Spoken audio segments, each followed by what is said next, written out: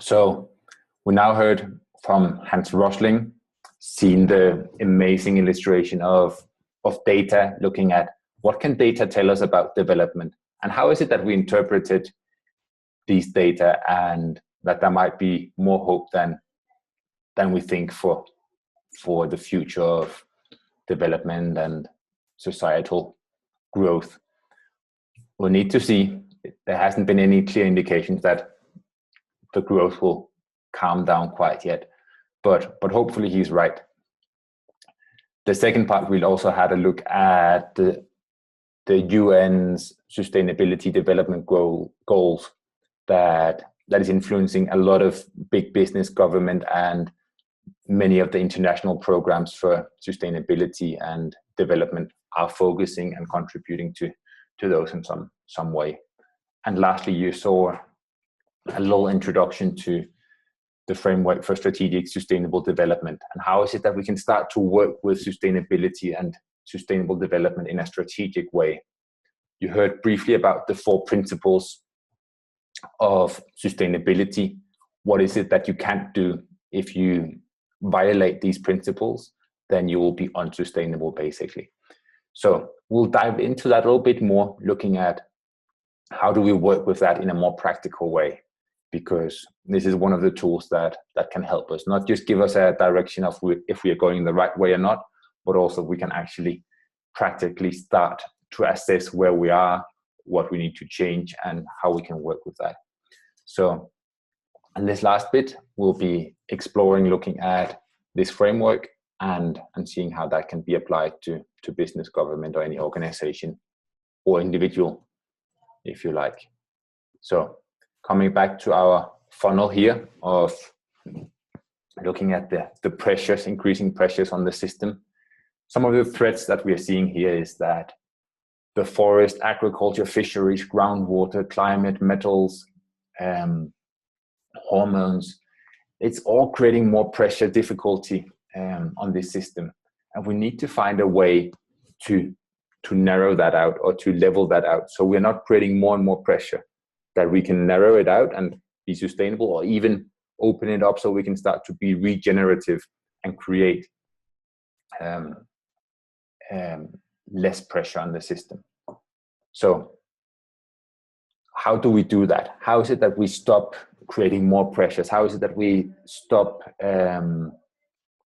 violating the Earth, the planet's ability to sustain us? So here are 4 principles that a group of more than 50 scientists, peer-reviewed experts in this field came up with. We can't violate these 4 principles if we are living in a sustainable society. So they're saying sustainability. In a sustainable society, nature is not subject to systematically increase in these 4 areas. And here it's very important that we understand the notion of systematical. So that is a constant increase over time. There can be a little fluctuation where we have an increase for a year or 2 years if it levels out the next couple of years. But here we're talking about a systematically increase over time. So the first principle says we can't have systematically increasing concentrations of substances extracted from the Earth's crust. So things that are mined, we can't keep mining more than the Earth can regenerate. So we can't extract more oil, more coal, more gold, more minerals than the Earth can actually incorporate over time. And it sounds quite basic, but it's very clear that this is the way. And number 2 of the 4 principles. In a sustainable society, we can't have a systematical increase of substances produced by society, basically saying pollution. So an increase of the pollution, of the pollutants, of what we are spraying our fields with, of chemicals, of plastics in the oceans, of CO2 in the atmosphere, all this pollution that we're creating, we can't have a systematic increase of that. The Earth has an amazing ability to actually adapt and can absorb a large amount of CO2, a large amount of pollution, but we can't have a systematical increase that exceeds the Earth's ability to adapt and actually assume this pollution. And that's key that we understand that, and we start to eliminate some of these activities that pollute our system. Degradation of physical means can't be increasing either. This means that we can't destroy our ecosystems that sustain life. Fresh water, fresh or clean air, the rainforest, the plants in general, the fisheries, the soil. There's a lot of systems, ecosystems that we are destroying without thinking about the importance for them to sustain our life. And finally, the social aspect of this, that people cannot be subject to conditions that systematically undermine their capacity to meet their needs. People need to be able to be in a place where they can meet their needs. And there's obviously a whole discussion, what are people's needs? And there's Maslow, and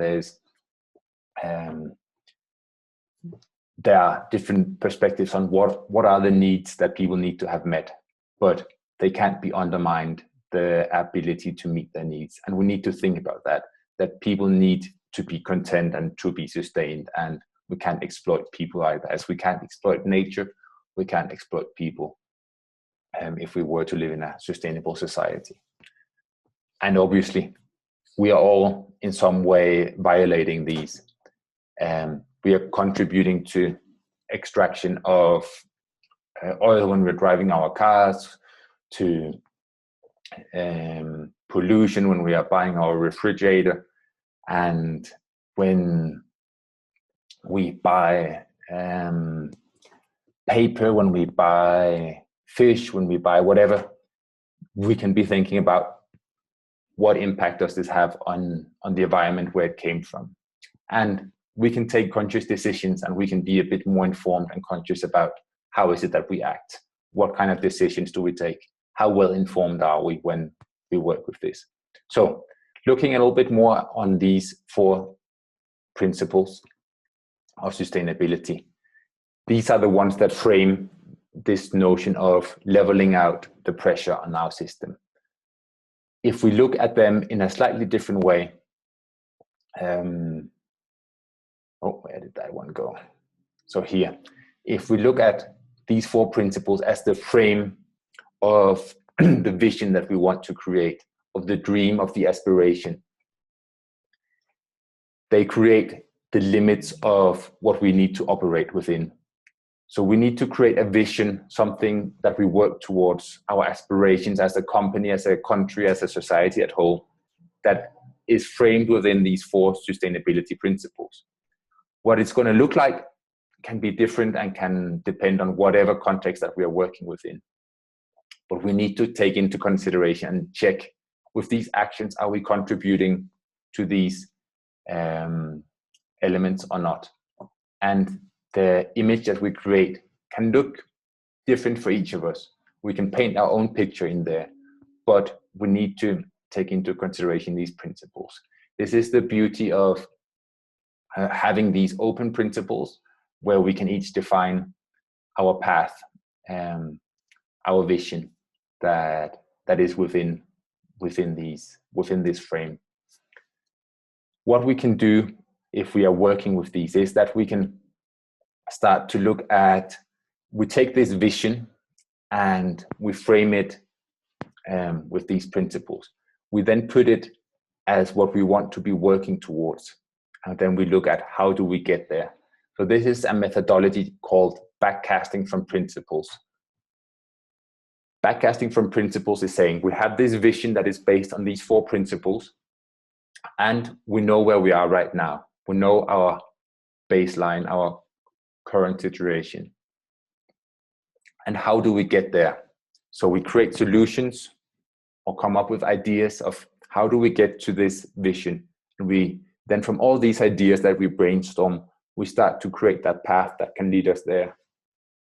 And those ideas we prioritize, we choose based on a few different criteria. There's at least 3 criteria that we want to be keeping in mind working with this model. Does it move us in the right direction? Does this action move us towards this vision? Is it a flexible platform that can help other new actions take place? And is there a good return on investment? So these are a few of the tools that we can be playing with. This is a framework or a tool that's called the ABCD, and it's basically talking about creating awareness about the vision that we want to create, looking at the baseline where we are, our current situation, coming up with creative solution, which is a C, and decide on priorities, which is the D. And backcasting is a very commonly strategic tool, but the way to define the vision is very different. You can define a vision based on forecasting, you can define a vision based on a scenario, or you can define a vision based on principles. And when we're talking about sustainability, we want to be keeping these principles in mind, that we want to be working towards this, that we know is not compromising these 4 principles. From there, we can design our path of how to get there. So